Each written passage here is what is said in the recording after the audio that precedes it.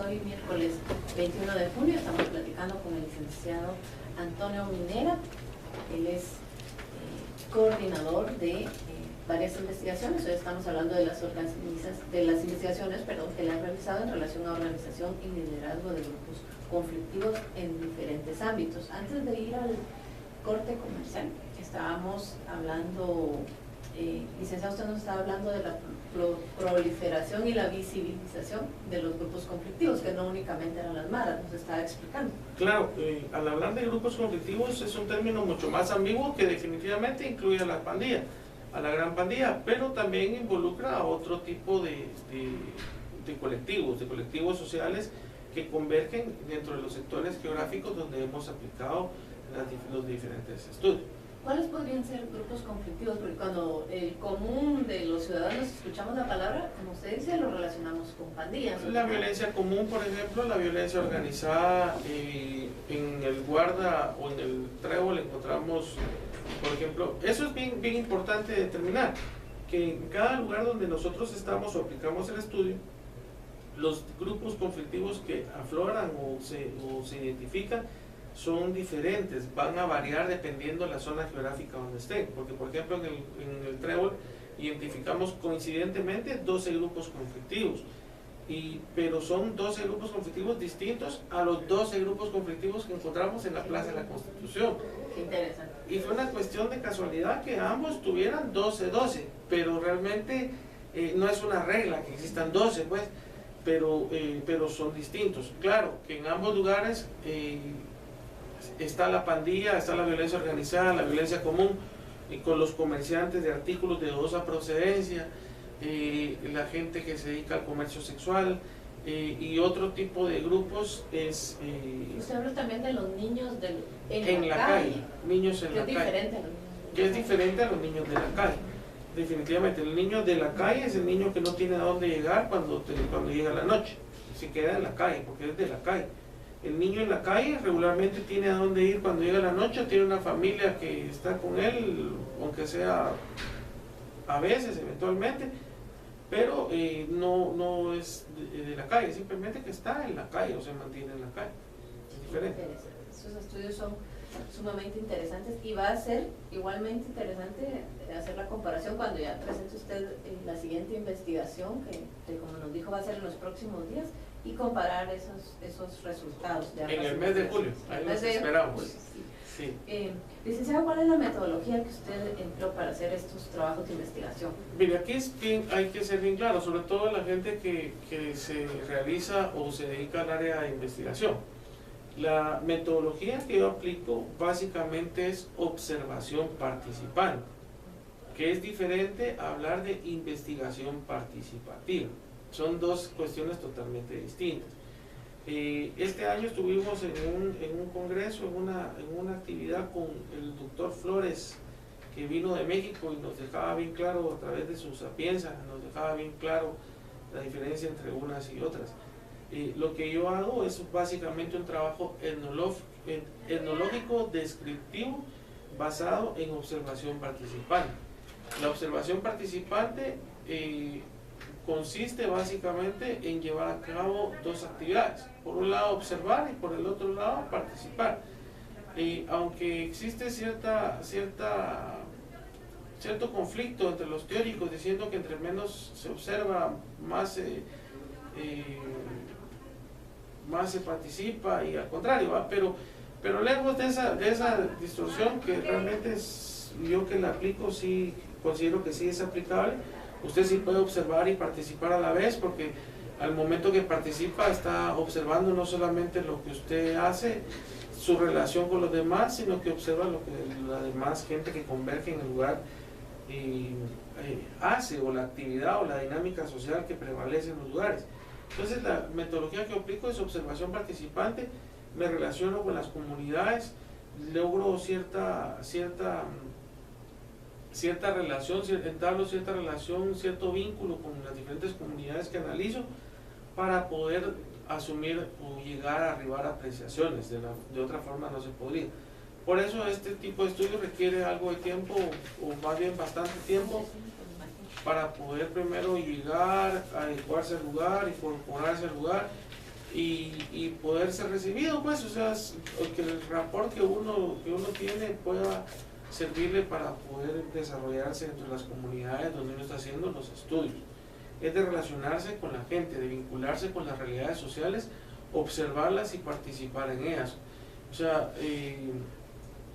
participar en la dinámica de interacción social que como individuos mantienen, no en ciertas aplicaciones o en ciertas actividades específicas que ellos realicen, definitivamente que no, pero sí estar presente en la dinámica de manera de observador y contemplar de diferentes ángulos y a través de hablar con los demás, de la entrevista no estructurada, conocer detalles de por qué realizan ciertas cosas o por qué se llevan a cabo ciertas actitudes o por qué asumen ciertas actitudes en determinados momentos y en determinadas situaciones.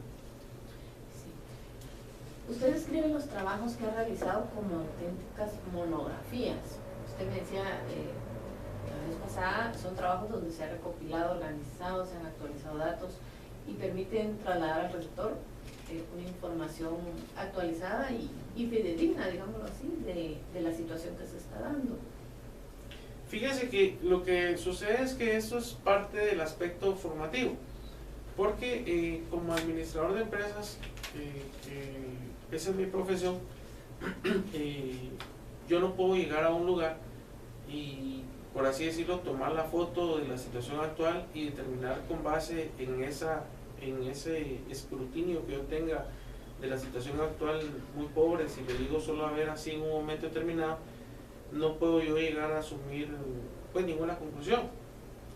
Máxime si aplicamos en la sociedad los estudios. Al igual que cuando uno llega a una empresa, uno necesita establecer los antecedentes de una empresa, conocer por qué se ha desarrollado la empresa de las diferentes formas que lo ha hecho. Y de esa misma manera como se hace en un negocio, de esa misma forma lo hemos hecho nosotros en la sociedad. Y yo lo que hago es que elevo las aplicaciones micro que hace la administración de empresa, las elevo a escenarios sociales, o sea que hago aplicaciones macro con esas herramientas preparadas para aplicaciones micro. Entonces, como llego a la sociedad y hablo de áreas geográficas determinadas, no me es posible venir y tomar, mucho menos tomar la foto del día de hoy y saber como una noticia por qué la situación sucede así. Eso es asunto de periodismo, no es asunto de análisis científico. Para el análisis científico de un determinado lugar, nosotros lo que tenemos que hacer necesariamente u obligadamente es venir y hacer un análisis de antecedentes, tener un referente de por qué la situación, cómo ha evolucionado la situación del lugar. En la Plaza de la Constitución yo aprendí algo bien interesante dentro de esos estudios, y lo aprendí a través de las diferentes entrevistas que se realizaron. Tuve la oportunidad de entrevistar al exdecano de la Facultad de Ciencias Económicas, urbanista, el doctor Eduardo Velázquez, y él me dio un enfoque de la plaza. Me dijo, bueno, vamos a hablar de la plaza, porque yo lo hice partícipe en unas entrevistas como parte de la identificación de antecedentes, y me dice, vamos a hablar de los diferentes usos que ha tenido la plaza. Y eso es bien interesante. A mí me hizo como que mucho clic o un campanazo, porque dije, el lugar, el área geográfica definitivamente va a depender de los diferentes usos que se le han dado. En el escenario de la Plaza de la Constitución vimos los diferentes usos que se le dieron a la plaza a través de la historia, y por eso es que nuestro trabajo es monográfico, por eso es que nuestros resultados son monografías. De igual manera lo hicimos en el Trébol, de igual manera lo estamos haciendo en la Plaza de la Constitución.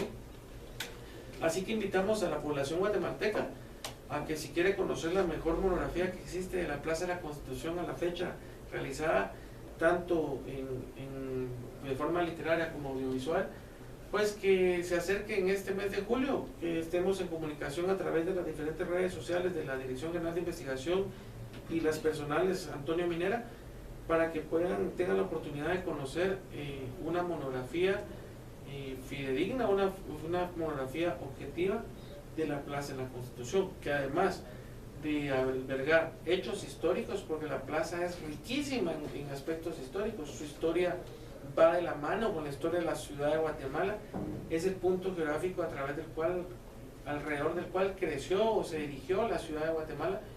es riquísima en ese tipo de aspectos históricos, culturales, políticos, educativos. Entonces, reunimos todo esto a manera de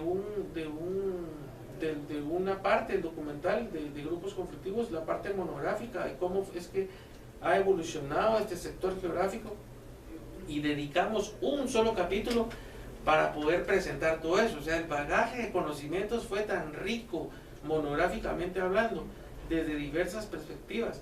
Fue riquísimo y súper enriquecedor que tuvimos la necesidad de presentarlo con el señor Francisco Soto, que fue el productor del documental. Tuvimos la oportunidad de presentarlo, tuvimos la necesidad de presentarlo en un solo capítulo, dedicarle un solo capítulo a toda esa parte, a todo ese bagaje histórico, que es apto no solamente si usted quiere saber de grupos conflictivos, si usted quiere saber la historia de la plaza, a las diferentes instituciones, el Ministerio de Educación o diferentes instituciones, el Ministerio de Cultura, que necesiten esa información o que requieran esa información, pues la Dirección General la tiene a través de ese documental que presentamos, y es riquísimo, incluso las escuelas de historia o las academias de historia, para que puedan de cierta forma apoyarse en esa investigación que ya hemos hecho. Por eso es que nuestro trabajo es monográfico. Nuestro trabajo presenta monografías porque da a conocer la diferente evolución que ha tenido los sitios históricos que nosotros vamos y hacemos el estudio, el análisis de grupos conflictivos. Recuerden que tenemos en cabina ahora Universidad 92.1 FM, siempre innovando. Tenemos ahora el WhatsApp a disposición de la audiencia, el 54781217, donde también pueden enviar sus mensajes, y el 2207-9017 y 9018, que son teléfonos en cabina para que ustedes puedan interactuar, hacer sus consultas o participar con nosotros y comentar sobre este tema tan interesante que estamos tocando. Regresamos en un momento. Antes le ponía el nombre a la musiquita, cuando se veía la musiquita. Así era. Al cambio ahora no, ¿Cómo vamos, Malik? Bien, bien, pero tenemos, mire,